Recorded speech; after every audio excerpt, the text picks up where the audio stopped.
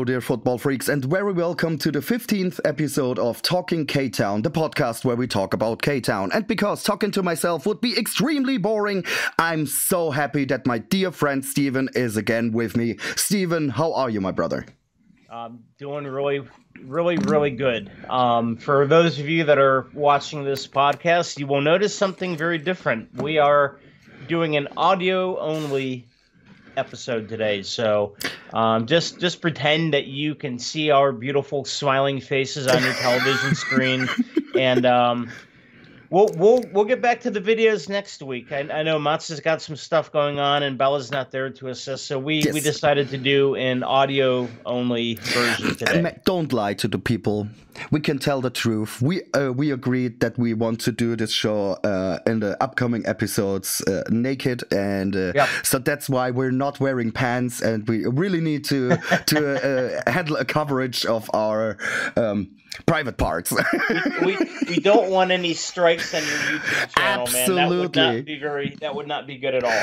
Man, I guess the listeners already recognize or realize that we're extremely happy, both of us, and I think that our beloved football club has a lot of it, a huge part of our happiness. Oh yeah. And I guess our friends as well, because, well, to be honest, it is, let me just check my phone, it is almost 7 o'clock in Germany, so that on the Saturday, tomorrow, we are playing against Osnabrück, and so far the Bundesliga is running as well, and there are many results which are extremely interesting, and I guess we'll get to this in a minute. But first things first, bro, what are your thoughts on the freaking derby against a fucking Karlsruhe? But oh my god, way more important, hang on, we need to stay hydrated. Don't jinx the show, man, come on. Yes. Let's open a bottle, and even though we don't see each other, cheers, my brother. Cheers. Yeah, unfortunately, I did not get to watch the Karlsruhe match. ESPN Plus is really not showing a lot of K-Town games this year. I don't know why. So everything that I've had to see or had to watch has been after the fact. I've watched highlight videos, stuff on YouTube. But it looks like the Karlsruhe match, from the highlights that I saw, looked like it was very competitive on both sides. You know, I believe went ahead first, and then they came back and tied it up, and I think it was a good result. I think you can be happy that you walk away from a derby with at least a point, because that continues our unbeaten streak for 5 games or 6 now, including the Pokal, and you know, the last out of 15 possible points. We've gotten 13 of them. So completely night and day difference from the start of the season, where we were 2 matches in with no points. Mm-hmm. And everybody was calling for Dirk Schuster's head.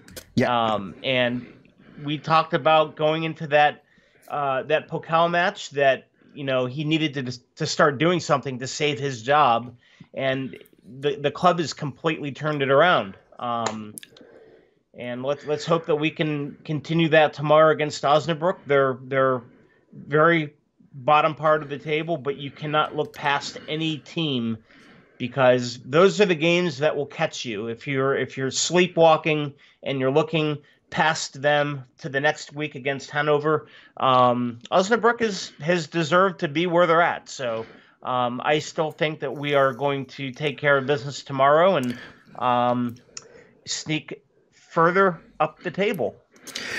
Hopefully, but I think this is going to be a very intense game.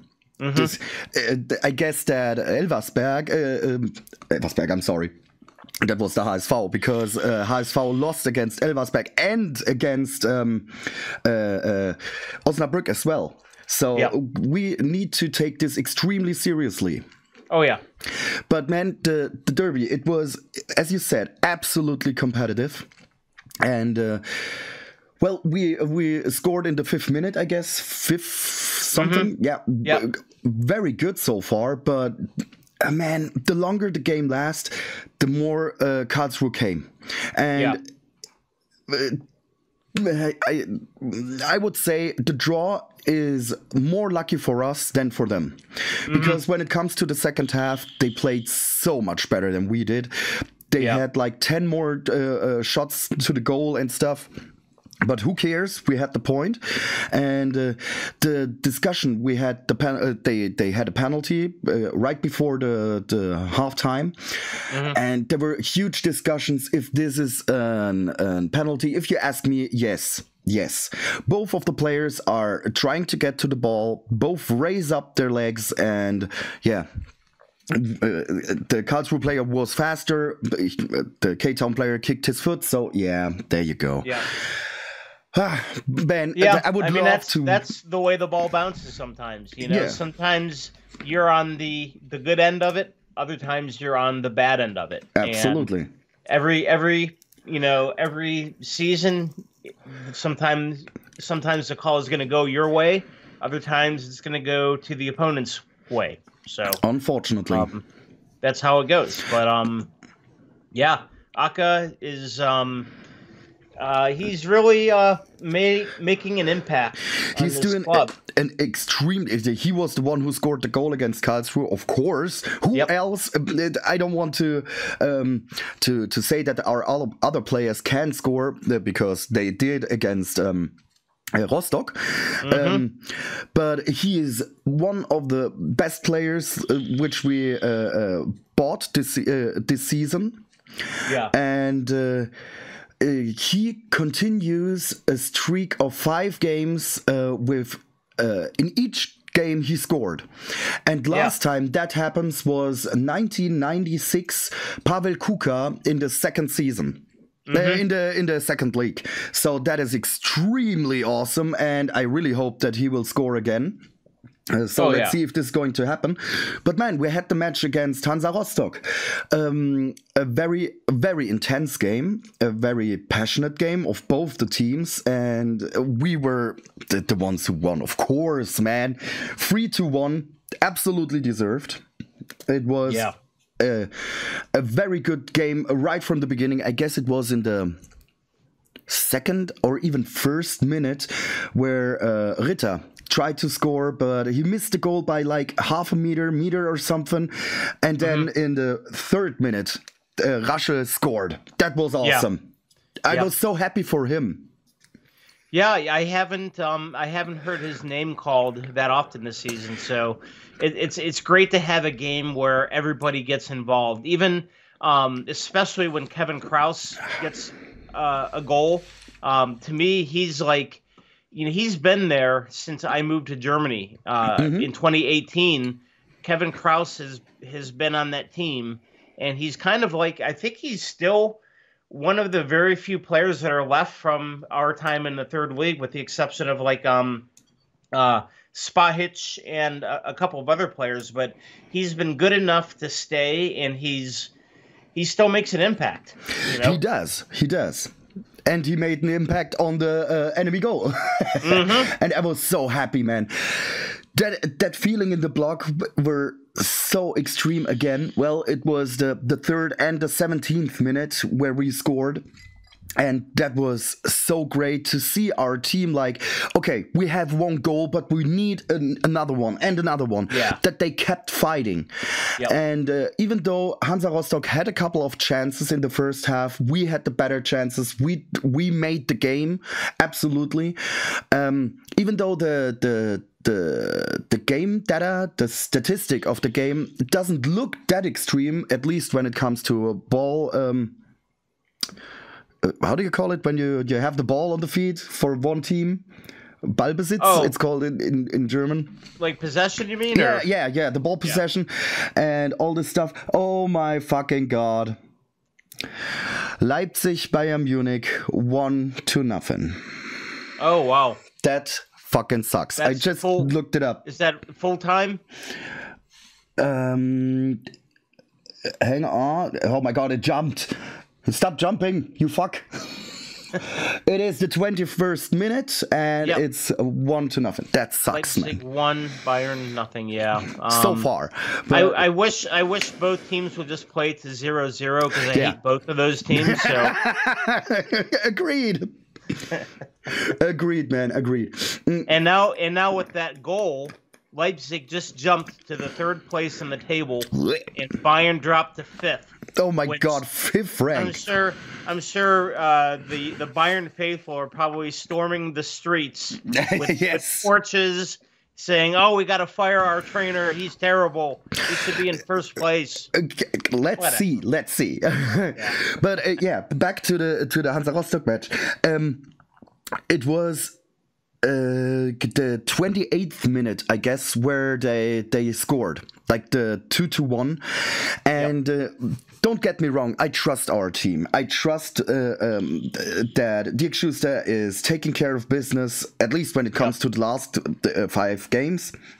But man, I'm a K-Town fan for such a long time, and I know what we have done in the past years, and there were so many situations where then we started to get nervous and we lose the ball in the middle field and stuff like completely easily and give away the game again.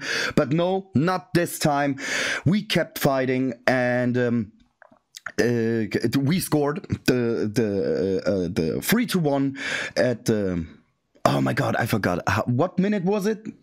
Aka in the 83rd minute. 83rd. Yep. And with what we would call the nail in the coffin. Exactly. It seals the freaking coffin. And as I said, it was deserved. Come on. Oh yeah. We played so good, and I think if we keep up this spirit, like having the thoughts on the field, and the heart on the field, like keep our senses together and figure, okay, we scored, but don't take this as a definite victory. Keep fighting for at least 2 more goals, and if we keep up this spirit, everything will be great this season, because. HSV played against Fortuna Düsseldorf yesterday. Unfortunately, the HSV won 1-0 by a penalty, unfortunately, because if they would have just played a draw and we win tomorrow, there would be a good chance that we would be on the top of the table. But now we can be on 2nd rank. Come on. Could you imagine having us on the 2nd rank in the 2nd season, in the 2nd league? How long? Oh my God, this is such a long time ago. And it feels so great. It is I remember, especially when we play a team like Hansa Rostock, I remember seeing them in the 3rd league, and I remember seeing Van Wiesbaden, Osnabrück, Braunschweig. This is like it's almost like it's 2019 again, and we're in the 3rd league, and there's no hope of ever getting out of that purgatory. But here we are in the lower house of the Bundesliga playing FC Hansa Rostock in the 2nd league. I mean, it's just what a difference a few years makes, right? Absolutely, man. It is just crazy how our team evolved and it grew together in the 3rd league, especially when it comes to the last season in the 3rd league. And then we had like the last season. The first half, at least, was so extremely good. And I guess we both agreed so many times on this that 90 points. Yeah, of course, 90 points is our goal. Oh my God, 90 points. That would be. I would take it. Come on. Has that ever happened? I have no idea. I really have to look this up because that would be an undefeated. Completely no loss, no ties, all wins. Almost. You have like 34 match days and you need to win 30 of them. So I guess that is almost impossible, but not completely impossible. So and Hansa, I have to say this because every time I watch a match with Hansa Rostock in our stadium, it's always nice to see how many supporters from Hansa make the trip, and they're far away. It's not an easy it's not an easy trip. That's all the way to the nothing. top.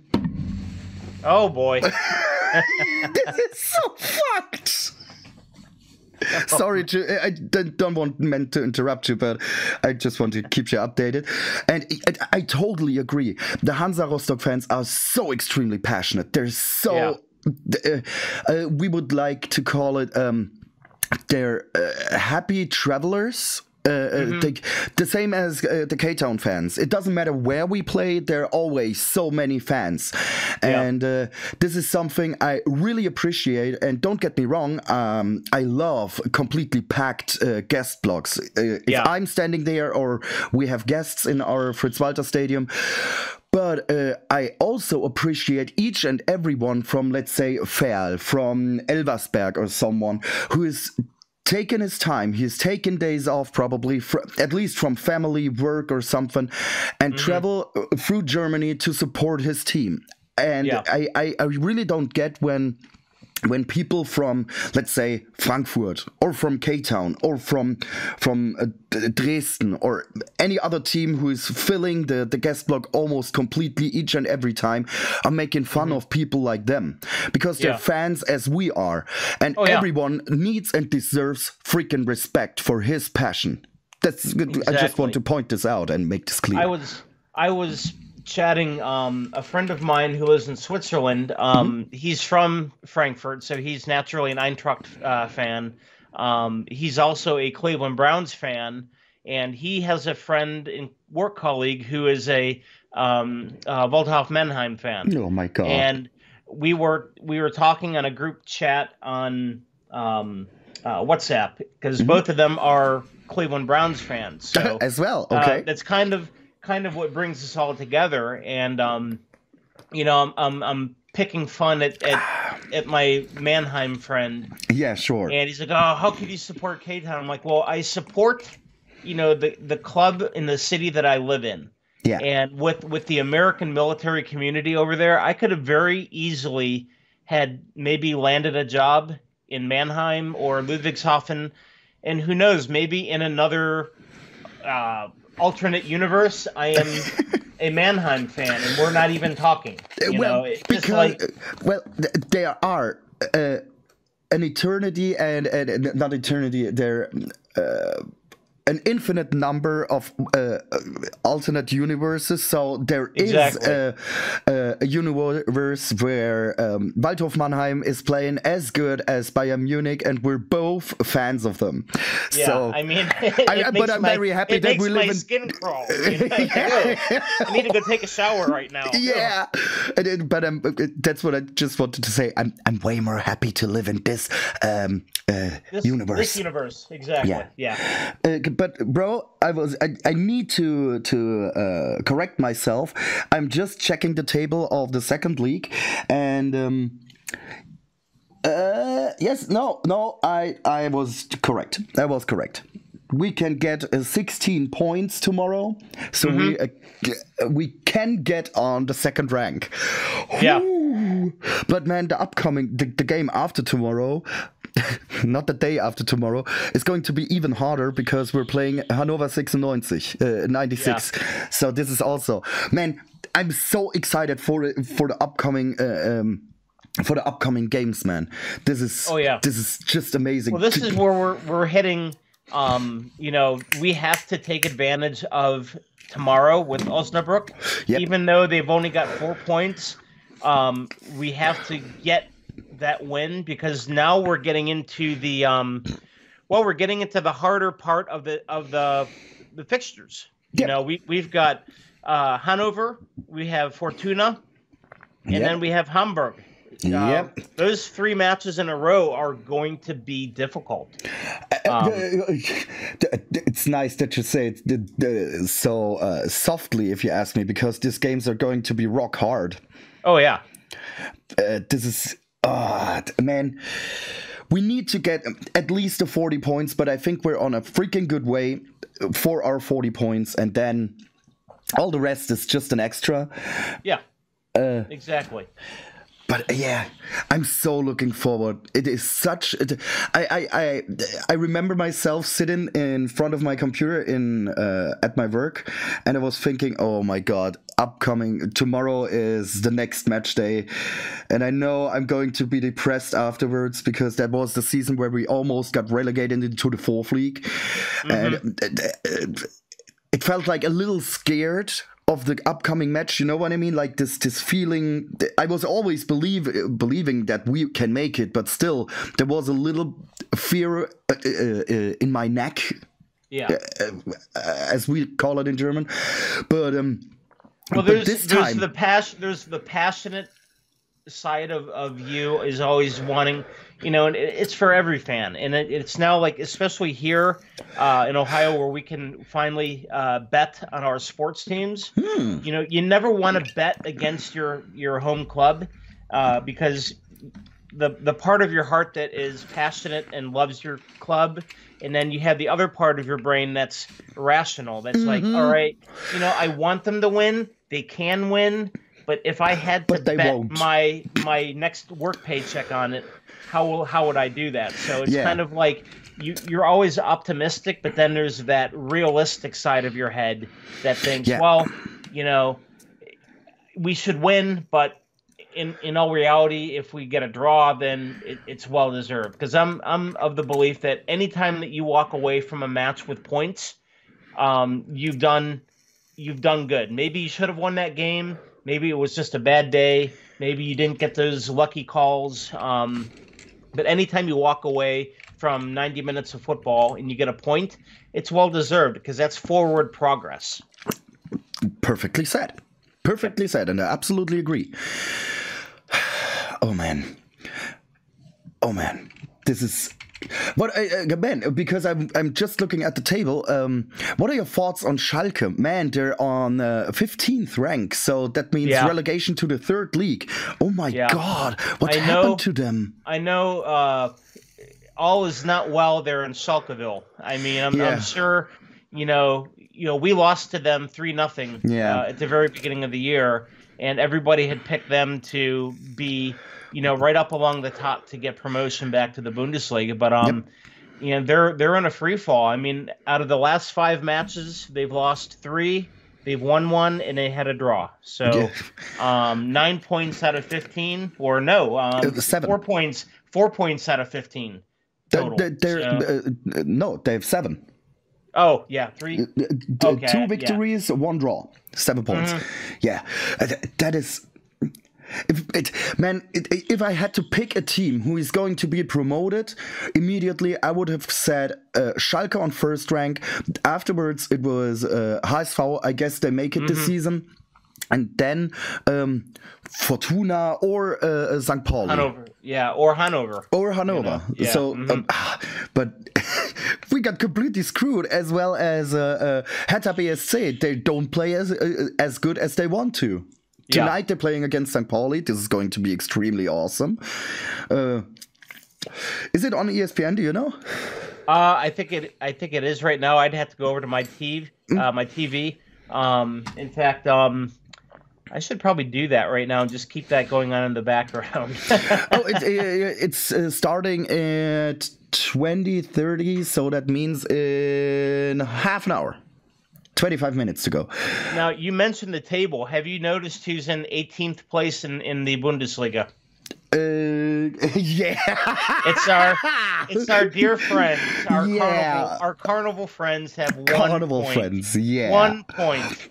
Oh, that is so sad. Not. They lost 3-0 against Leverkusen, and totally deserved. Because I think Leverkusen is playing an extremely good season as well. Yeah. To be honest. And man, okay, here's a completely other thing. A completely different topic, but I really need to ask you this.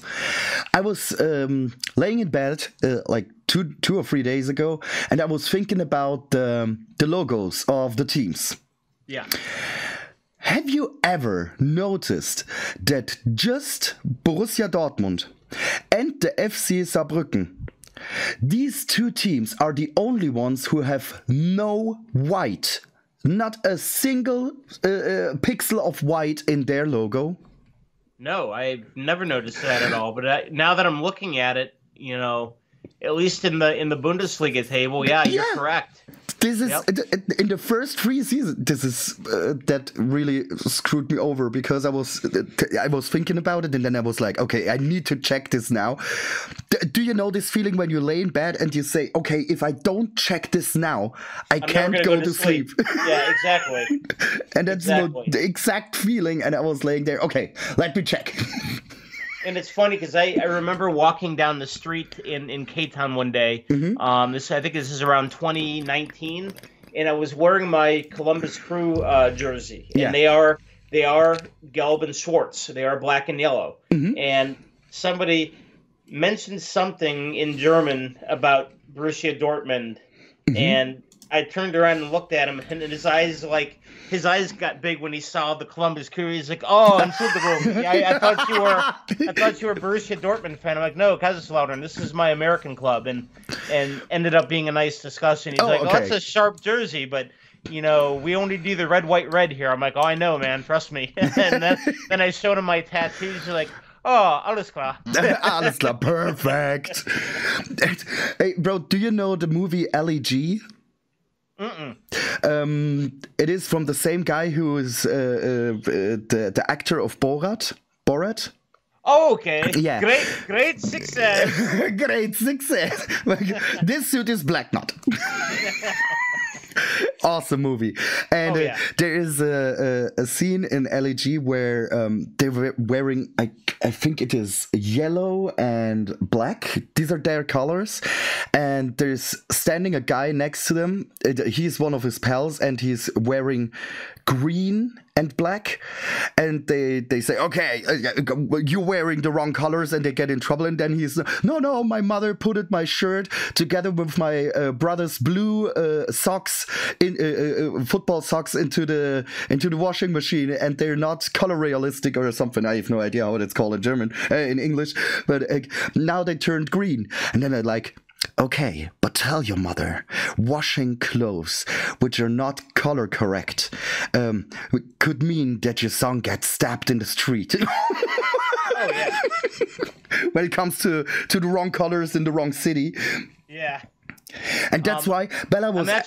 I'm actually signing into ESPN Plus right now on my browser, and I'm going to pull up the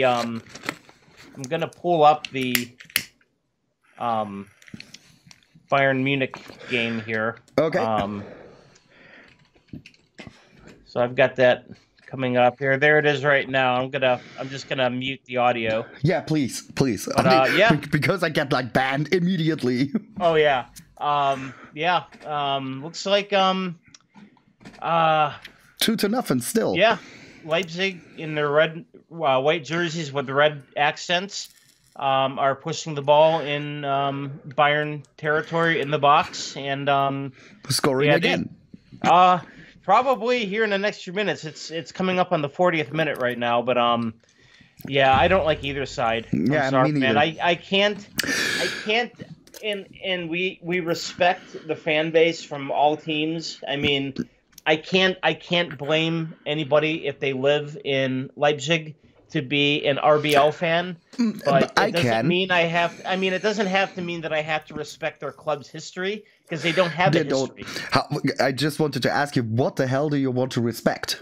Yeah, exactly. And I can't respect them as a fan base because, well, they're just customers. Mm-hmm.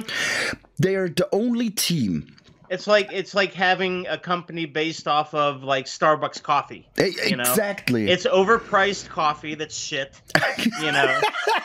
I'm sorry. Do you like going to Starbucks? Obviously not.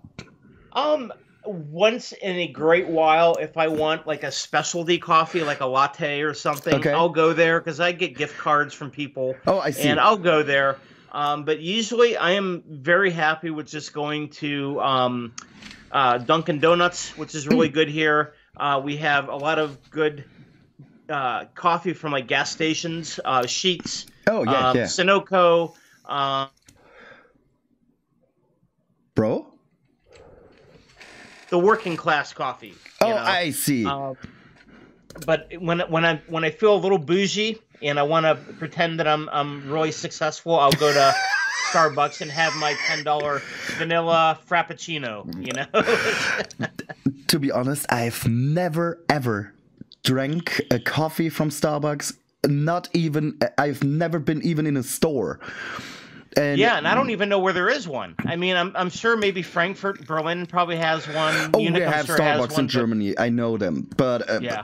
I guess I've never... I don't remember seeing one in K-Town. I know on base we have one. In the Ramstein Air Base, we have a big mall, and there is a kiosk. It's kind of like a thing in the middle of like the walkway, and you can walk into one side, order your coffee, and then you kind of wait for it. But I didn't ever see one in like the city. Now, I'm used to seeing Barbarossa Bäckerei, which I love. Yeah. I love their coffee. I love everything about that place. I would go there right down the street. Brother? I would get, a Käsekuchen with coffee for like €6. And that's awesome. Great. I would sit outside with my nice cup and, just talk with some people. But it's good because it's a local business. And there's I swear to God, there's one in every street corner in downtown K-Town. They are everywhere, yes. I think. Yeah. They're everywhere. A friend of mine was working for them. He's a baking man, and he worked at the Barbarossa Bäckerei. Bäckerei. Bakery. Yeah. It's like a German word with American slang mixed. That's right. It's like I used to love going in there and getting fresh bread because you would get the whole loaf and then there's a penalty. For? RB Leipzig, I think. Oh, fuck this! Yeah. Oh, come on! Man, even though I hate Bayern Munich, I hate Leipzig way more because it's just a different type of hatred. Yeah. Yeah, they had a guy that was a yellow card there. But anyway, no, getting back to what I was saying, I love hearing when they, because they make the bread every day fresh. And if you go in there and you get a loaf, which hey, I'm going to have some bread for breakfast, some for lunch, some for dinner for making a sandwich. And you see them chop the bread with that machine and they wrap it up for €4 or €5, which is really cheap. Yep. I love the smell of freshly cooked bread. I love it. Who doesn't like this? Every time I smell this, it feels like going back to my childhood, and I think of my grandma's place because she used to bake her bread by herself, and I think that we can all agree that grandma cooked the best.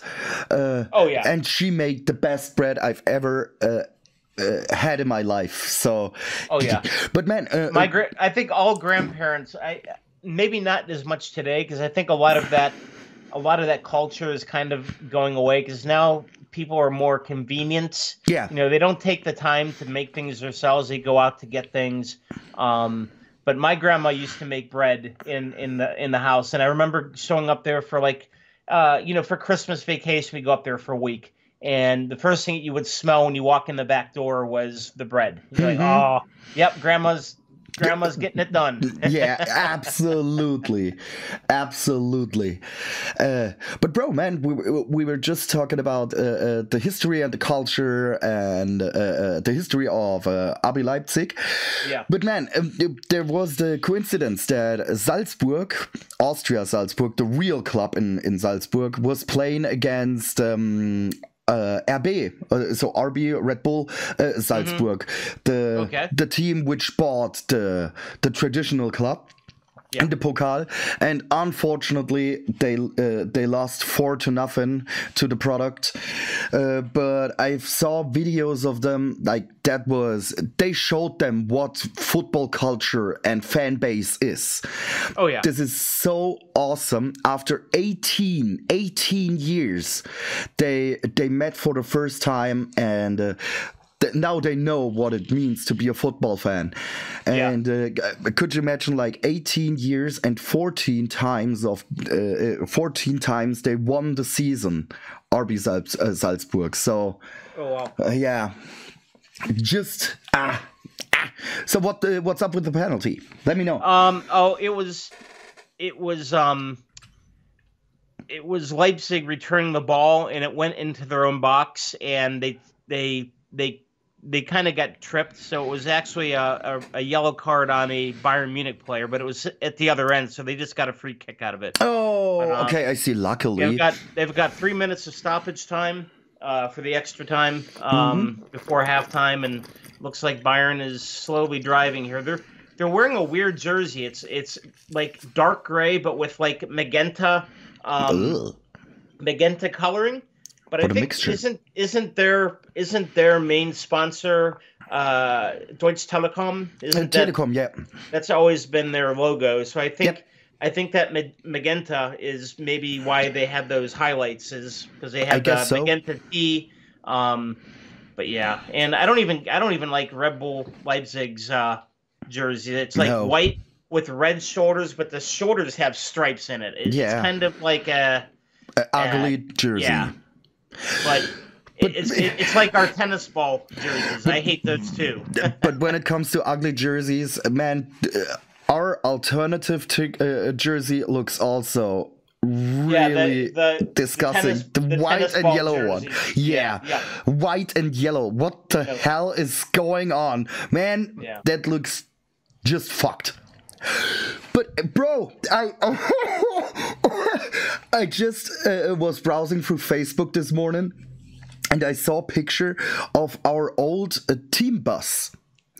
And the guy who took the picture is right now in Dubai. And he took the picture there, and he was like, "Oh, is there someone trying to buy players, or is there someone who tried to get new sponsors?" And there was someone who has knowledge about it.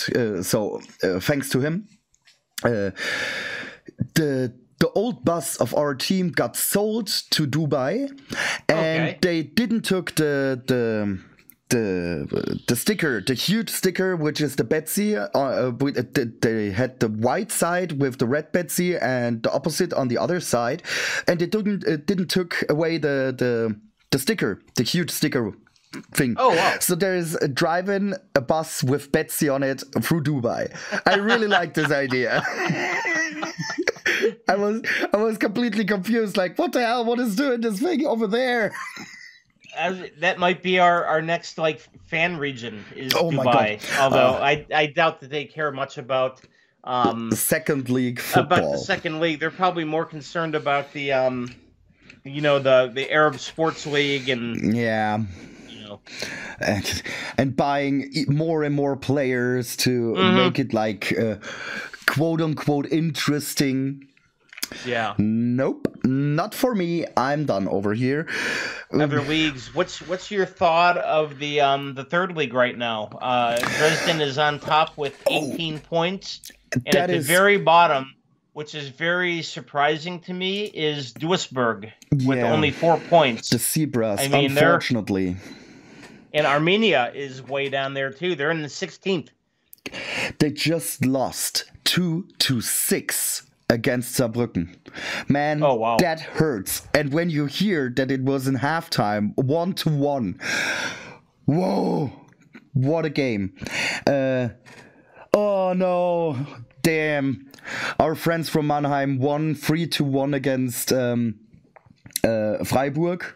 Okay, Sandhausen 3-2 against Victoria Cologne. Ingolstadt won. I don't want him to win against Ulm. These guys are playing an extremely good season, and our friends from Munich won. That is awesome. Oh yeah, 1-0. Good. They need to really focus on getting back up there. They're 12 points, so they're still in that conversation. But I'm waiting for one of those, either 1860 or Mannheim, to get back up closer to the Bundesliga, where we all belong, because of being old members, So now here's a reality that is likely to happen if Mainz gets relegated to our league next year. Yep. Talk about some awesome derbies. Mm-hmm.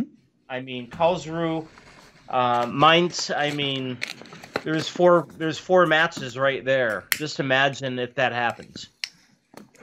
Extremely good thought, if you ask me. I would really love to see this again.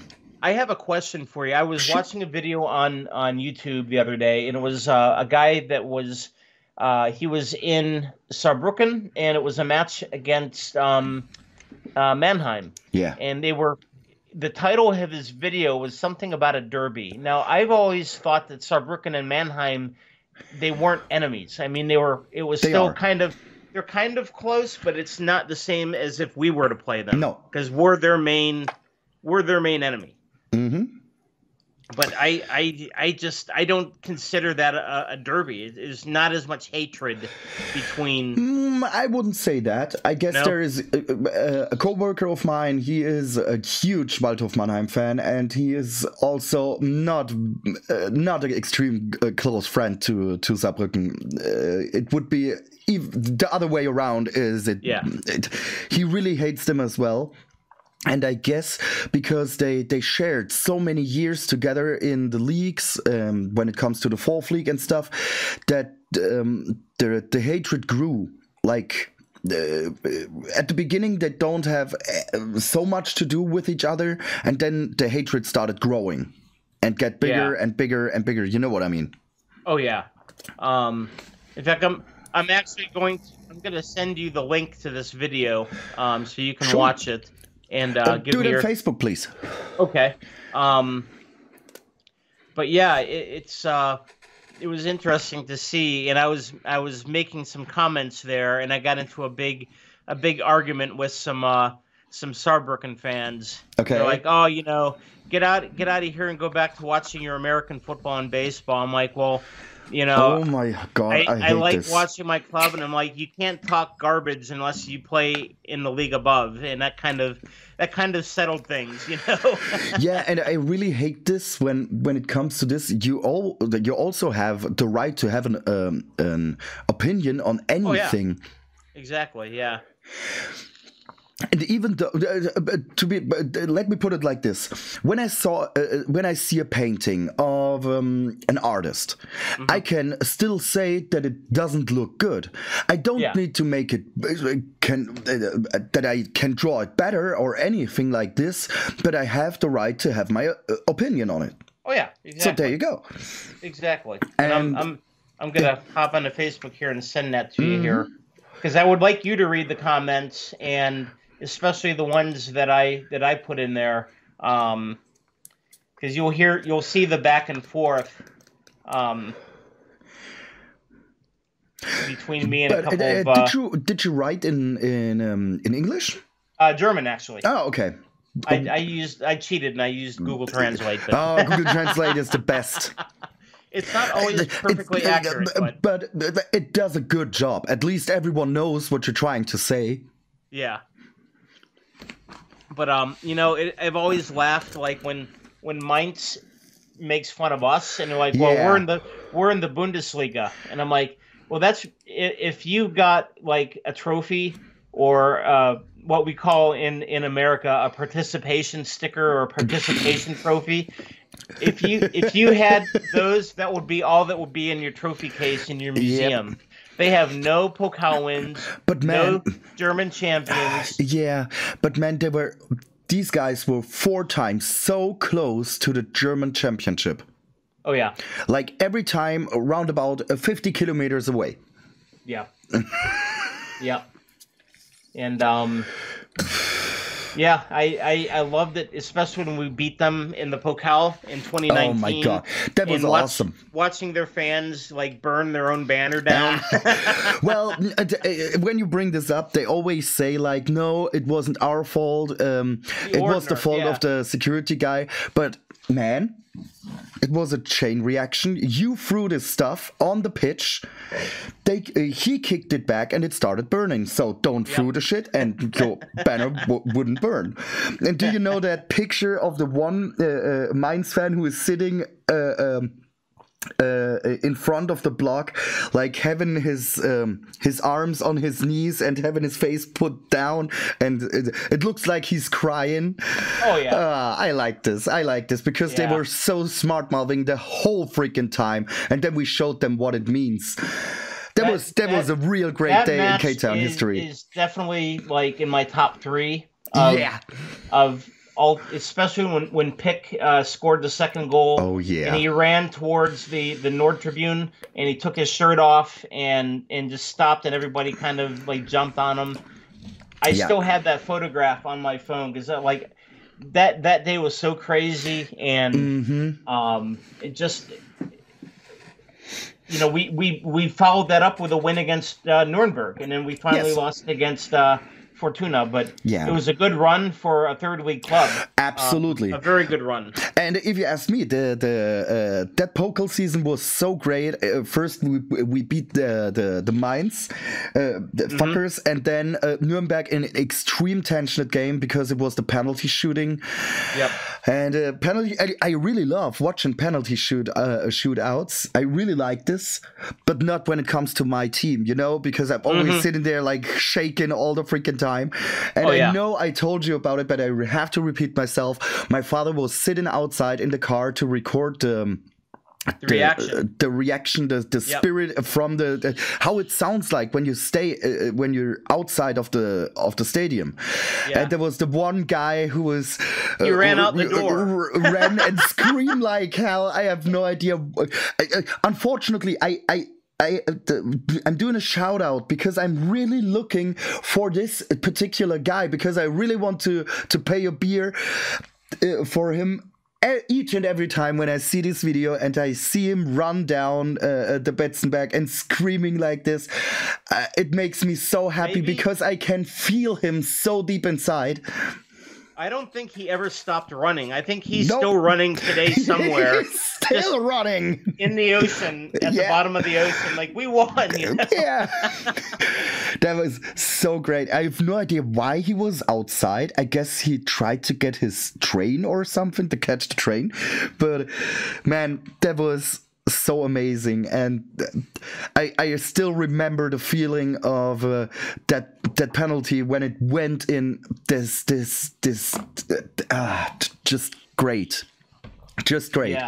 And I highly recommend for each and every one of you who's still listening, look up the game between Borussia Dortmund 2 and VfL Osnabrück.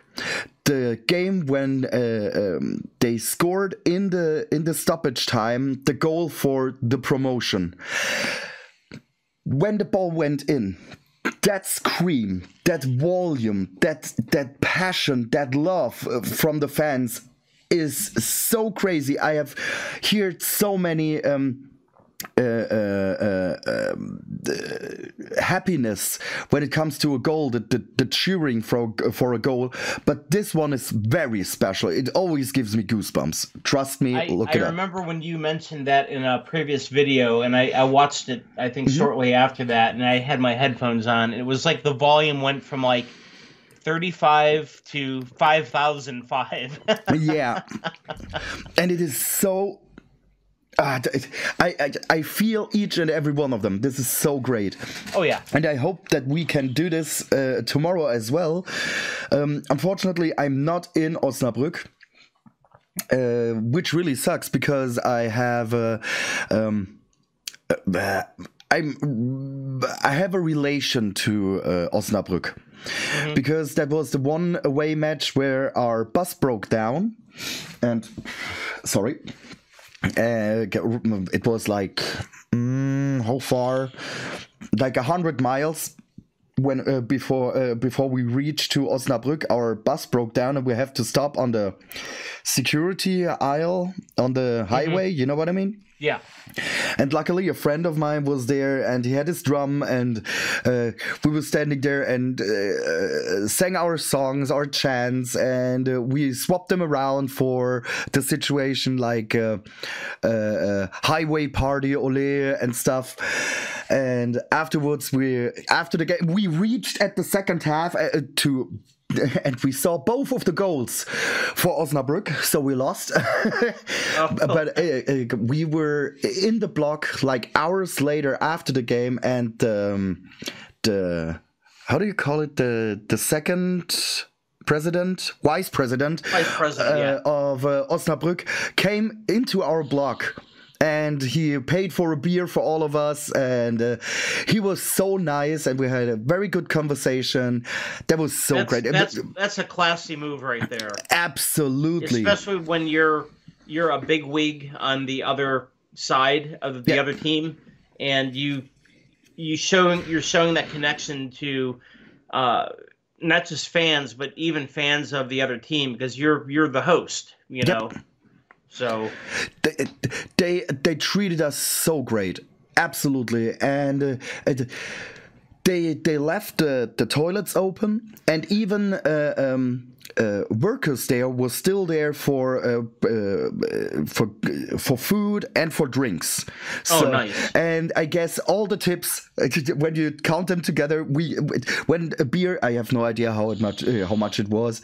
Like, let's say €3. I always paid like 10 for two. So they have a huge amount of tips from all of us. That was so friendly.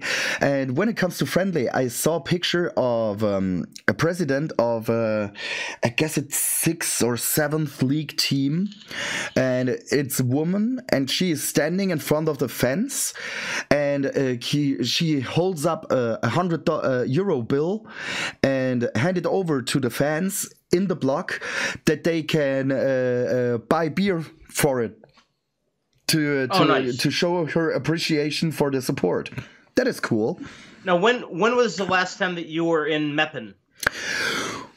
Meppen. Oh, I have to look this up. Give me a second, because did you go to the game where it was, I think, 6-0 that yes, we lost? Unfortunately. And that was, I was almost gonna be on that bus that day, but I think something came up. Either I was sick and I stayed home, and looking back, I was like, "Oh, I'm so glad." It was a 6-1. 6-1, but it was so embarrassing, that performance, and just it's a game where we say, you know, the players should donate their paychecks to the fans for having to go and be on the road to witness that. Yeah, I mean. Well, I remember that the team has done something like this in the past. My brother, I wasn't there, unfortunately. My father and my brother's girlfriend, I don't know, they won the tickets, or it was something like this, but the team paid for the bus, for the entrance tickets and all the stuff, and you had like a lunch packet. How do you call it? Like you have like 2 sandwiches, a can of beer, and a fruit or something. You know what I mean? Like these packages. Yeah. Yeah, and they paid for this, the team, because they sucked so bad in this season, but they haven't done something like this in the worst season. So yeah, but who cares? Who cares? Yeah, because I don't do this because I want to take advantage of something like this. I drive to each and every away match because I want to be there, and I would love to go to each and every one, but I can't because I just bought a house. Yeah, and it cost money. I estimate like $100 for Bella and me. So each of us $100. So this estimates to $200 per away match, and this is 400 in a month. So that would be a little too expensive. Yeah. adulting is not fun. No, when it's when you not. have a house. Yeah, yeah, yeah. But yeah, let's the upcoming game against Osnabrück is going to be I think we should win. I think it'll be probably closer than we think, but I could see another 3-1 maybe. Ooh, tough call right there. Tough call. I would take it, of course. Yeah. But it's going to be extremely hard because I always say because. When you go back one match day and you see like the HSV was thinking the same way and they lost against Osnabrück, so no fun right there for them. It is real hard, but we can make it. I guess that our team know what time it is, and that these guys could be a part of something extremely huge, which is getting us promoted. But man, don't get me wrong, we're having the 8th match day tomorrow, and there's still such a long way to go till we're at the end of the season where everything counts. So So let me ask you a question. I know we talked about it a lot last year, and we both agreed that even if the club was possibly able to be in a promotion spot, we didn't think that they were ready because it would probably have meant that they would have been relegated right away.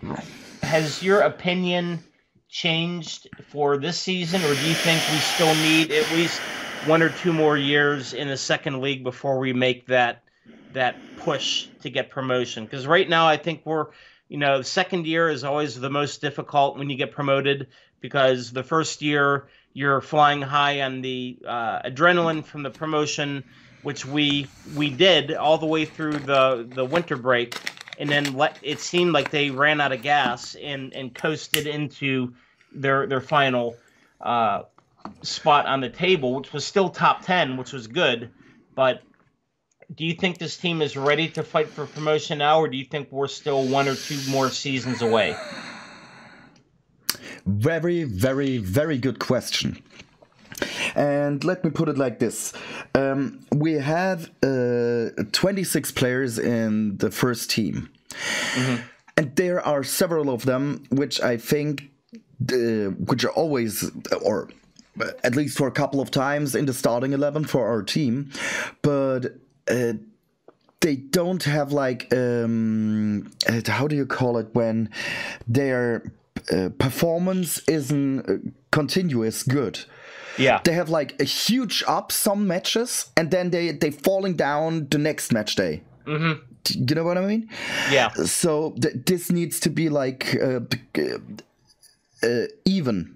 Like you have to play continuously good to get promoted, and of course we won from the last 5 games 4, which is extremely good.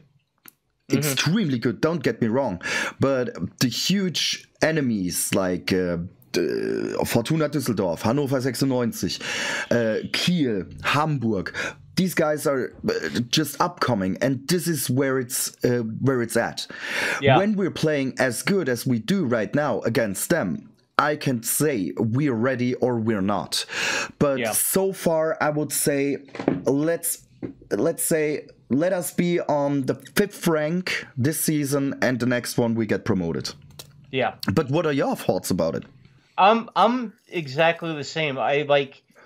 Do I think that they're ready right now? I don't, but if you find yourself in that position at the end of the year, even if you're in a playoff spot for like rank 3, and it's good experience, even if we do get it and we get promoted and then say we get relegated the next year, well, even that little experience in that time playing in top flight will make a big impact, because people that play in the Bundesliga have earned their way there. It's not given away. So if we find ourselves in a position where we can be promoted, well, then of course, as a player that wants to win, you take care of business, and let whatever happens after that will happen. You know, I don't think that they're ready. I think after we spent so long in the third league, I think we can stay in the second league for 4 or 5 years and be completely content, being competitive, winning, having all these fans in the stadium, which is so awesome now, having spent so much time in that stadium when all we had was the West Curve, which wasn't even completely full, and just little pockets of fans. Seeing sellouts all the time is really good because the club needs that money. The club needs all those people buying merchandise, beer, food, and yeah, let's just see what happens. I do have another question for you. What are your thoughts on the performance of our keeper, Krall? I really think that he has earned his spot where he is in between the pipes. Thank you so much for the question. I just wanted to ask you this, but I dropped the ball on this, and he is absolutely deserved our new number one. Yeah, he has. Don't get me wrong, Lute is an extremely good keeper. Yeah. They're both with Bundesliga experience, of course, from Union Berlin. Yeah, and Frankfurt. And wasn't he in Frankfurt before? Oh, I'll cancel that out. Yeah. Man, I guess that he was angry, quote unquote, that after his red card in Schalke, that he wasn't in first spot again. But I think he is a sportsman enough, and he's a team player enough that he knows, man, Krall now is the man of the minute, and he should be on the first place. And I guess that's an absolutely correct decision. This all started with Lute getting a red card. Yes. And just imagine if that had never happened. Yep. And he was still our keeper, and Krall was sitting on the bench, where our record would be, if we would be happy right now, or would we be, oh man, we're kind of mediocre. I don't know. Yeah. But they're both extremely good when it comes to on the line, as we like to call it. But when it comes to the control over the box, I think Krall is the way better decision. Yeah. He has extremely good reflexes. He's very intuitive, and he can read the game, if that makes sense in English. He knows what's going on in the next, let's say, 20 seconds or something. This is something I really appreciate, and I think he's so extremely deserved our number one now. Yeah. And another question, kind of in the same vein, Ragnar with his play has pretty much put Terrence Boyd coming off the bench. Terrence Boyd is not even really starting anymore. No. Which I don't know if that means to me a changing of the guard, but I believe Terrence is also a team player, and he's just happy to do what he wants, what he can do to help the team, if that means coming in. And oh boy, I'm watching the Leipzig Bayern Munich game. Bayern had a free kick right outside the box, and one of the RB Leipzig line defenders bounced up, and it hit his arm, and I think we have a penalty. No! I think we do. Oh, yeah, it hit his elbow. So I think, let's see what the call is. Okay, let's see. 2-1. That would be a good position for the rest of handball. The game. Okay. It's a handball. It's a penalty. For, okay, they have like a little more than half an hour to go. Let's see. Man. But I totally agree. I think Boyd is a team player enough. And he said in an interview that he is willing to stay in K-Town. And even when he stopped, he is... how do you call it? When some player stop playing football, he ends his career. Mm-hmm. Yeah, you know what I mean? Yep. And that he wants to stay in K-Town. And I think that is one of the most beautiful things I've heard in a very long while from a K-Town player, because he knows that he has the connection between Kaiserslautern and the American community close to Kaiserslautern. He is the knot in the not the knot in the chain. He is the link in the chain. And he's an attraction. Yeah. And the funny thing here is, I just got a message, like I guess it was Monday or Tuesday or something, from my teacher back when I was in school. And I don't mean like the school where I needed to go for my job, but when I was in, I guess it's called high school in America, and he sent me a picture of him together with Boyd. And he said, do you know this guy? And I was like, yes, of course, I know him. But how do you know him? Who doesn't? He is the brother-in-law of his son's wife. Okay. Brother-in-law of his son's wife. Yeah. This is his son married a woman, and her brother is Terrence Boyd. There we go. Oh wow. That was so complicated because I always getting confused with the American names from family members, but I think that made sense. Or how do you call this? I'm very bad with relation names, you know. As well. I'm terribly bad. Okay, but man, don't let me sit me. Oh my God, I see it 2-1. Yep. Byron got the penalty, but now we have a corner kick for RB Leipzig. Yep, it's in the box, and now it's out. So Awesome. Looks like we have a good game on our hands here. So, hey, speaking of since we're talking Bundesliga football now, what are your thoughts on our friends in Stuttgart? They're really they've really started the season with just. I'm not used to seeing them so far up the table, and I know it's early, but I'm always happy for our friends in Stuttgart to perform well.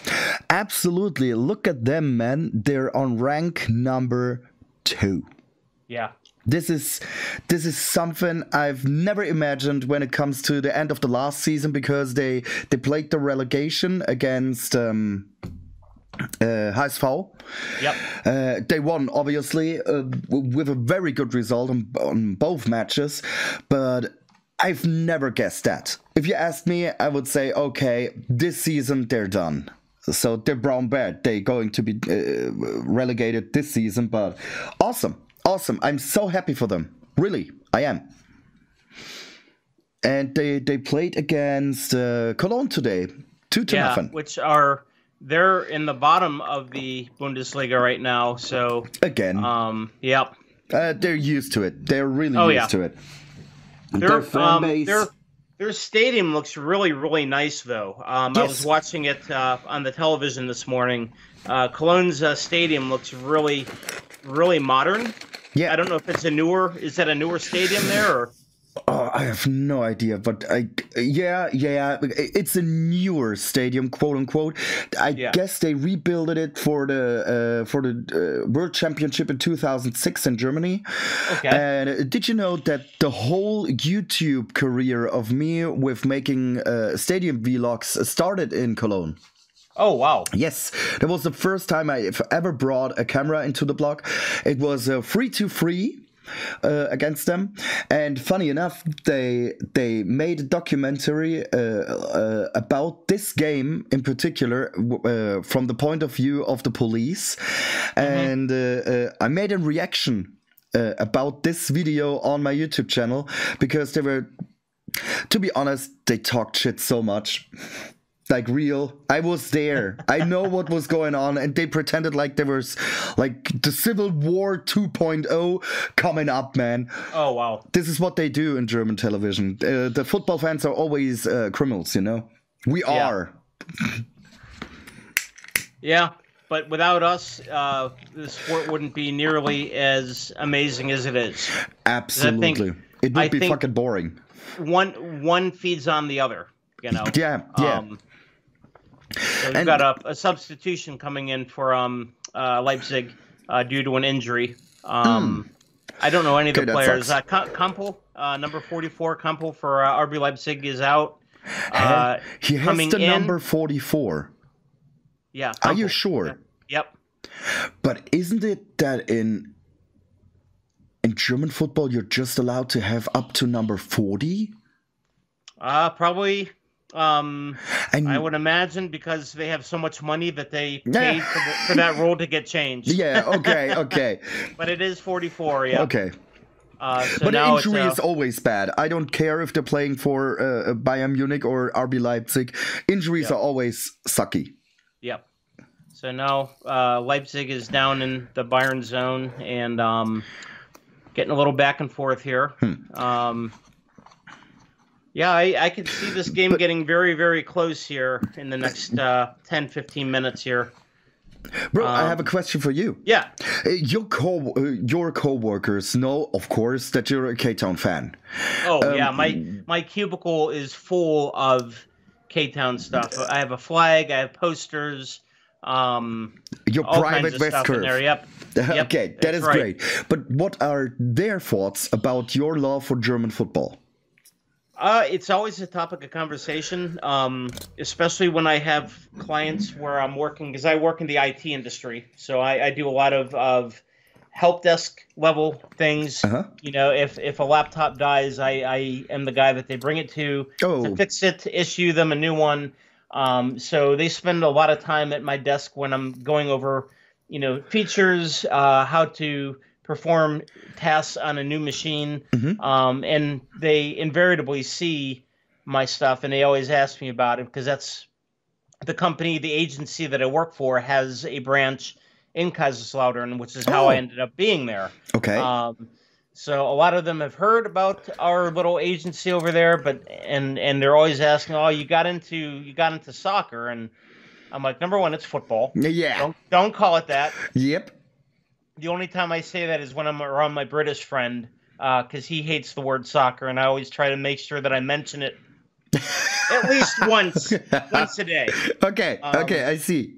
But you know, they're like, "Oh, it's so boring," and I'm like, "Well, you've never experienced football until you've seen it in person in Germany." I think the passion and the fan scene in Germany is amongst the best in the world. I know there's a lot of European teams that have similar fan cultures. You know, the Eastern Europeans, like Poland, their ultra and their hooligan scenes are pretty intense. Greece football. Yep. As far as like the Premier League, La Liga, Serie A, I still think German football and their fan scene and the fan culture is head and shoulders above any of that. Yeah. As far as level of play, I think it's very good. But when I tell people that I never really was a big fan until I moved there, they can understand because I show them pictures of the block. I show them videos of pyro, and I show them pictures of how our fans travel on the road. I'm like, this is part of the experience. Yeah, a game might end up 1-1 or 1-0. Yeah, it's low scoring, but there is never a time where there's not movement. No. You know, like in the NFL, they play, they have commercial breaks. There's always a lot of pausing. The NBA, there's a lot of, you know, they run up and down the court, but then they stop, and then the ball moves around until they shoot the ball, and then it goes the other way. Football is nonstop. I mean, there might be a time where your defenders are sitting back and they're kind of watching the offense go to work, but the ball is always in motion. And when you add the fan experience in there, you have what I call the beautiful game, and it's why it is what it is, because it's not just the game on the field, but it's the fan, the culture.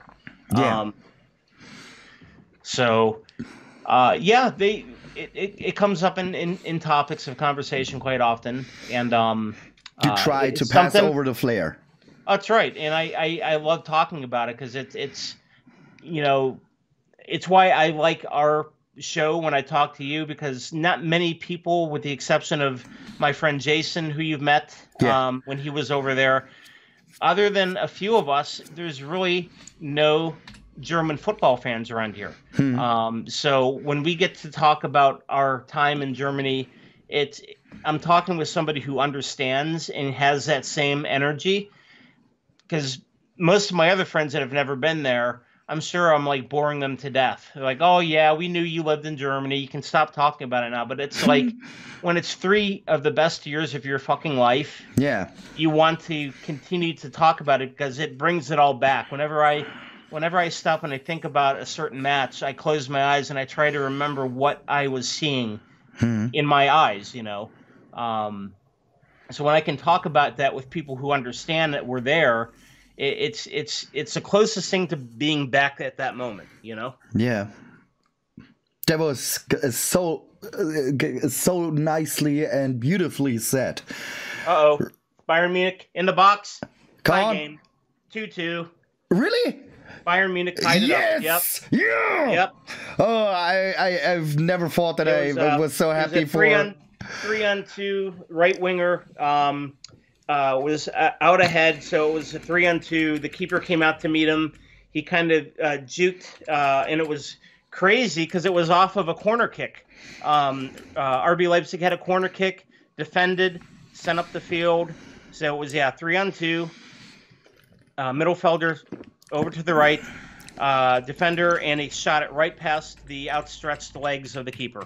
So we have a new ball game, 2-2. Yes, 70th, yes. Now it is saying 2-2 for me as well. Now it's game is on here. So yes, for the last 20 minutes. Great goal. That was see, what was his name? What's a player's name? Hang on, I can look it up as well. We have it. Give me my mouse. It was number 10. Okay, yeah, of course. I know the Bayern Munich players by number. Yeah, that's me. Sané. Woo. Yeah. That was good. That is. And now Bayern Munich has the ball again, and they are on the way to the 3-2. Leipzig. Oh, there's a hard foul there. That might be a yellow. Nah. Yep, yellow card. Okay, that is good. Ah, man, we need this. This is when the games get interesting. Is when you concede the lead, and then you now have a tie game. This is where football gets exciting because it's just both teams now. Well, we have a point. You know, do we fight to get that 2 extra points, or do we just battle to a draw? So we'll see here. We got a substitution coming in for RB Leipzig. Young fella here. Number 9 is going out. Poulsen. And then coming in. Poulsen, yep. I really hate this guy. Coming in, I didn't get his name. Baumgartner. Baumgartner, okay. Okay. Leipzig. But yeah, I need you don't to... like Forsberg, huh? I need to correct myself. I'm terribly sorry. Cisco, sorry. Poulsen out, Cisco in. Okay. I said earlier that the game between Hertha and St. Pauli is up in half an hour. I was an hour behind. I just was looking at the minutes, not the hours. So it's coming up in 20 minutes or something. Now for real, 30 minutes. So I just need to correct myself. So we are now in the 72nd minute of play here in Leipzig. Probably, I would imagine, 4 to 5 minutes of Nachspielzeit. Okay. That's average. I think 4 to 5 minutes. Yeah, 3 to 5. Yeah, about that. But man, what are your thoughts on substitutions and some stoppages? So I would think 5 minutes of stoppage time would be expected here, I think. Okay. But brother, what are your thoughts on our friends from Bremen? Bremen, to be honest, I have not been following that too much. I'm actually, let me pull up the table here real quick. They're on rank 12, having 5 games, of course, 2 victories, no losses, no draws, 3 losses, 6 points so far, and they're in the danger zone. Yeah. Yeah, I'm not familiar. I know we have a fan friendship with them. Some people see it's to me it's kind of like Stuttgart. Some fans recognize it, other fans don't. I know our relationship with Stuttgart's more with our hooligan scene. Yeah. With what is it, Neckarfils? It always come up, and I've never had a problem with Stuttgart fans. In fact, when I went there against it was in Stuttgart against Kiel, I wore my K-Town gear, and I had a FCK shawl, I had a friendship shawl, and quite a few of the younger fans seem to recognize that friendship. I didn't hear any kind of negativity. Is it still honored as a friendship? I know 1860 is. I mean, 1860 is never going to go away. That's old school. That's long time friendship there. Yes, but the younger generation is more pro friendship to Stuttgart rather than 1860. Yeah. But on the other hand, when you talk about the friendship to Stuttgart with older K-Town fans, they don't accept that. Yeah. Because I remember myself standing in the block in Stuttgart. It was my very first away match, and it was like it felt like a derby. Like we have smoke bombs. My friends stopped counting after 13 of them, even before the game. Before the game even started, and it was like a real like a derby. But nowadays we have the friendship, and don't get me wrong, I appreciate our friends from Stuttgart, but the friendship to 1860 for me is way higher. And I try to keep up the friendship between Werder Bremen and Kaiserslautern as well, but because we had so in the last, let's say, 10 years, they were so not Oh, sorry. Okay. We have a stoppage. The ball is getting kicked around, and one of the Leipzig players kicked the ball directly to the referee, and then the referee kind of like it hit him like right in the junk. Oh. So they had to stop the play, and now I can't see why. the referee. No, you know that the referee counts as air, so. Shit. Yeah, he trapped it with his knees, so he's like, all right, we're gonna start that over again. Sorry, I'm gonna get out of your way. So that means it's a referee ball where the referee is holding the ball with his stretched arm out, and he pulls the hand underneath the ball out, and it just drops, and then the game is going back on. But we had so less connections to Werder Bremen in the last years that it got lost. But sorry, but I know a lot of people which are which are still having a connection to our friends in Bremen, and I try to keep this up as well. I bought a scarf, and I'm on Instagram. I have a friend which is a huge Werder Bremen fan, and we keep talking to each other, and I really try to let this flame keep this flame burning.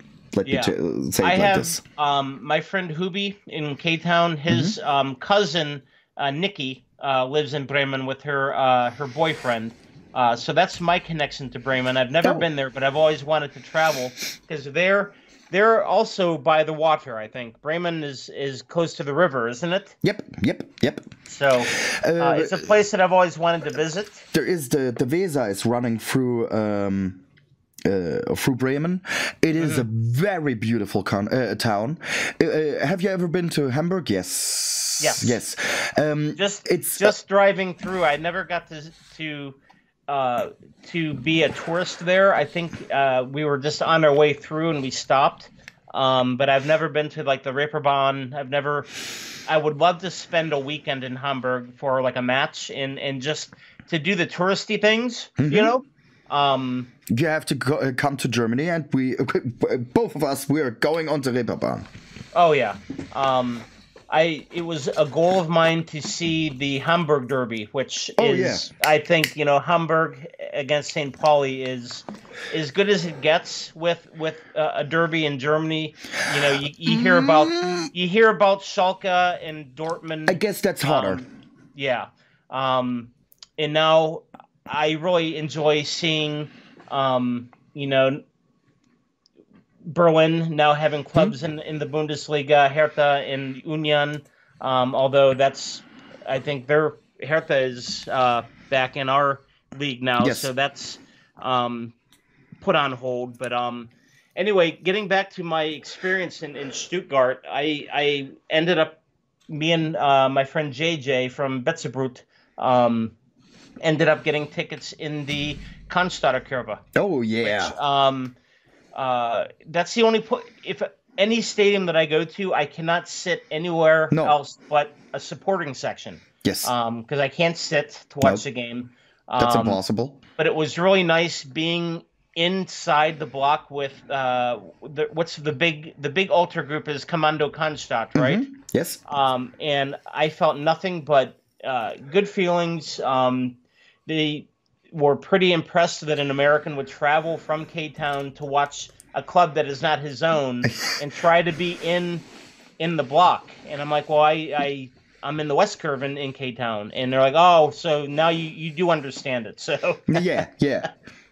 But it was really nice. I loved the energy from the fans there. I think Mercedes-Benz Arena is such a beautiful stadium. And the walk from the train station there, the Hauptbahnhof, you go through Bad Cannstatt. We stopped at we must have done the Bad Cannstatt bar crawl, and by the time we got to the stadium, we were pretty intoxicated, I think. Okay, I see. I can totally see. So, what was the other topic? Oh, you have never been to Bremen, right? No. I've only been to Cologne briefly. I have been to Dusseldorf. That was my first time there was against it was an away match, and I think it was against Unterhaching when they were playing in Fortuna Dusseldorf Stadium. Okay. Which I always thought that stadium was kind of weird because all the seats have different colors. Yes. It was kind of I just didn't. It didn't feel irritating. Like a good stadium to me. It's just kind of like boring. And the guest block is tucked all the way back in the corner in that stadium there. I'm pretty sure you've been to where Fortuna plays. And a couple of times. You come out of that tunnel, and then you're like right now. It's like the corner of a pie, like the wedge. Yeah. Is kind of where the guest block is there. But it was a good win for us. I think it was like 4-2. I had some alt beer for the first time, which I loved. Alt beer, I love it. I haven't found a good alt beer here, except on occasion when a local brewery makes it. We do have a lot of brew companies here because Cleveland is very European, a lot of Irish and a lot of German. So the beer companies here make German styles. So you'll get Pils, Keller beer, wheat beers, the Weizen beers, Kolsch from Cologne, which I've never been a big Kolsch fan. It's too light to me. Like it's if I want to way too less. Come on. Yeah, it's like I would rather have a Pils because it's still lighter than a wheat beer is very heavy. The Weizen beer is very thick. You drink two Weizen and you're full. Oh yeah, and I don't mean by alcohol, but your stomach is full. Yeah. The same with Guinness. Any kind of a stout, which I just had some Guinness yesterday, which I love it. Well, we're getting some action here again. 82nd minute. Leipzig is on the defense now. So now we're back out to midfield. So it looks like both teams are kind of content to maybe play for the draw here. So we'll see what happens. But perhaps someone will have the lucky punch. Yep. Hopefully it would be Bayern. Next Saturday, 9:00 in the morning, my time is what was our matchup here? Dortmund versus Union Berlin. Ooh, tough one. Very good match there. Yeah, but Union Berlin isn't playing so good in this season so far, unfortunately. Yeah. Because I really want him to be again on top of the table. But man, as we said earlier, they played against Heidenheim 1-0, so they lost. Yeah. And speaking of Bayern, they recently played against a former coach of ours in the Pokal. Yes. Our friends from Preußen Münster. Yeah, 4-0. Yeah. And they had... I mean, you saw that coming all day. I mean, that's going to be a lopsided victory there. Yeah, I would be so happy for Hildmann that his team would have won, but all the planets have to be lined up perfectly, and it must be a red full moon, and that Bayern Munich is losing against a team like this. Yeah, to be honest. But have you seen the action of the ultras there? I did not know. In the 30th minute. Oh, the tennis balls. Yeah, right? Exactly. I did see the news. I did share that. I didn't watch it happen, but I saw the news article. Yeah. 130, I guess it were, or 300. I have no idea. It was so many tennis balls on the pitch, and the our fans should do that every time we wear those stinking ugly jerseys. Just throw tennis balls. And we shouldn't do this because the DFB said for each and every tennis ball which got counted, $350. Oh wow! Thank you so much for the talking. So this is going to be extremely expensive for them. But when it comes to extremely expensive, our pyro show from in Schalke is roughly 70,000 euros. Oh wow! Of fee. And that goes right to the pockets of the DFB. Yep. And that's why they don't want to have an argument or a conversation or anything about legalizing pyrotechnique. Oh, yeah. Yeah. Just it's a because they earn money. So why would they... you don't cut off your own leg, would you? Nope. There you go. You know, of course, if you're Dr. Gordon in a room from Jigsaw, you probably do, but... No, you know what I could understand is if they still wanted to outlaw it and charge money for it, don't put that money in your pocket. Maybe donate that to I don't know, a charity or maybe a city that needs a new football field built. Yeah, but why? You know, it would be... Well, if you're gonna make... And I'm not trying to say that I think it should be outlawed. I am a no pyro, no party guy. Yeah. But if you're gonna charge money, don't put it in your pockets. Give it to a charity. At least show the fans that, hey, you know, we're still going to charge you, but it's not going to go into our pocket. It's going to help some little village, They actually say that the money which they are earning with the pyro fees is going back into the German football by supporting like smaller, as you said, like teams.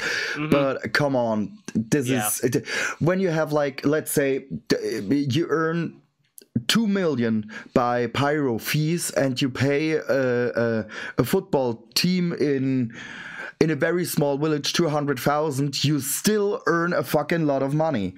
Oh yeah. So they don't want to have this. So, and this is why we never will have a productive discussion about pyrotechnique, unfortunately. Yeah. There were so many ideas of the ultras in Germany, which they brought up to the DFB, like having like the smoking areas at train stations where it's like a pyro zone. They have like the place where the capo is always standing. He's always on. How do you call it? He's like on a podium. Yeah, a podium. Kind of like a separate little cube. Yeah. Like a little box almost. Exactly. Yep. And we can light the pyro there, but no. And the ultras of Hanover, they built a podium by themselves, by their own money, to start like a pilot, a testing phase, but all of a sudden the DFB says no. All of a sudden. And so there will be never ever a productive discussion, unfortunately. Yeah. Which really sucks, because when you see like the trailers for the German football, you always see like flares and pyrotechnic. Oh, they want the people to watch because of that, but then they'll be hypocrites and say, "Oh, that's not allowed. That's not part of football." It is. You show it in your commercial. Yeah. You know. And the trailer is football as it should be, and it should be with pyro. Yeah. But of course, always safe and always in the block. No how do you call it? Rackets? Racketies? Well, there's being safe and responsible. Yeah, exactly. You know? Yeah. And and now we're like firecrackers. By the way, we're in the 89th minute of action here in Leipzig. The ball is still being played around midfield. It's been up and down a few times, but no real attempts at a goal. So we should see the stoppage time here in the next 20 seconds. I'm thinking 4 to 5 minutes. Let's see. We'll see what happens. So Leipzig now has the ball at midfield. They're driving, driving in the box, crossover, and it's out of bounds. So throw in for RB Leipzig. Yeah. I guess it's going to be a draw in the end. Yeah. And 90 minutes. Oh, we got 6 minutes of stoppage time here. 6 minutes. Yep. So you hear our lovely voices for at least 10 more minutes.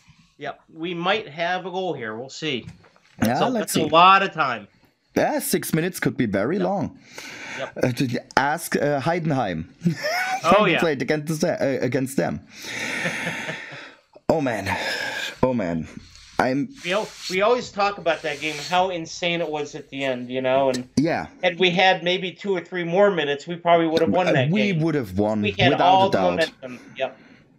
Without a doubt. Leipzig driving in the box, cross. Oh, missed the sliding foot out of bounds, so we have a kickoff for Bayern Munich. He just missed his foot. That would have been in. Wow. But luckily, he missed.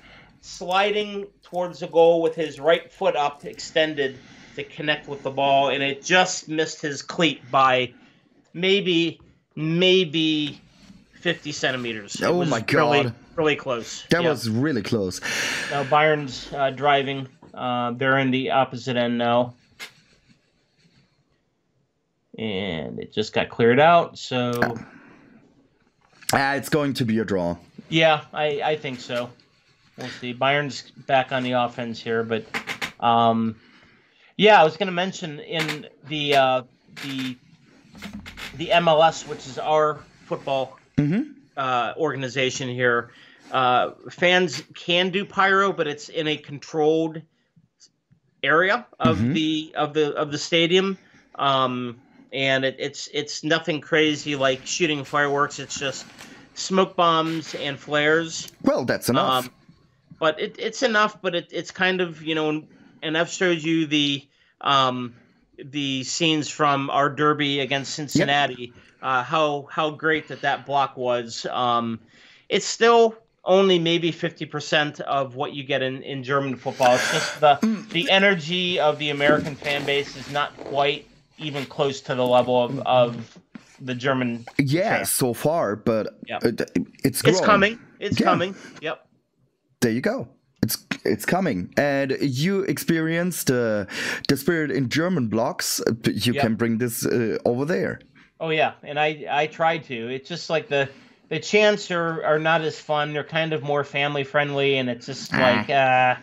you know, that's cursing. What happens in the American sporting scene. It's all like very regulated. You know, you can't yell obscenities, and you know, if you offend somebody, then they try to kick you out of the stadium. And it's God! You know, really, Bayern's driving again. You can be kicked out of the stadium for insulting the enemy players? Oh, Bayern with a shot and a stop by the keeper. Wow, very good. Got a little bit of action here.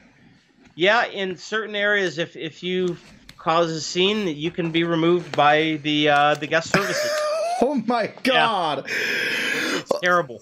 That is absolutely terrible. Oh my God! Yeah.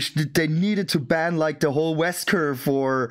I would guess like 80% of the stadium, because I guess it is a part of our culture. It sounds always weird when I say this, but insulting the enemies is a part of us.